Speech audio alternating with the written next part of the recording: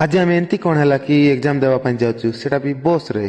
तो guys welcome करछि तम मान को नेक्स्ट पार्ट 2 ब्लॉग रे। तम मान देखिथिलो नेक्स्ट ब्लॉग रे कोन हेतिला। तो एबे एबे आमे एग्जाम सरै किना बाहरी गलु टाउन आडे। टाउन रे गला परे हमर भाई रे मोबाइल टिके खराब थिला देखाइबा पई बाहरी गलु सुनील मोबाइल केयर।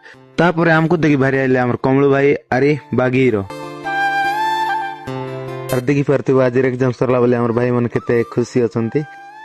आउ एग्जाम देउछि सेटा भी न पड़ी कि हाँ यार किछ समय मजा मस्ती कला परे आमे बाहरी गलु हमर भाई सहित दुई जण किछ खाइबा बोली सेटा भी गोटे पकुड़ी दुकान रे। सिटी गला परे हमर भाई मांगला पकुड़ी। हाँ यार सतरे भोक लागुतिला। खाई सरिकिना बाहरी गलु बस अपेक्षा रे की पई कहले आज हमें बाइक आन नथिलु सेति पई आज हमको बस वेट करबा पई पड़ला। आ तापरे बस स्टैंड रे आसी देखला परे बस मध्ये आसी जाइतिला।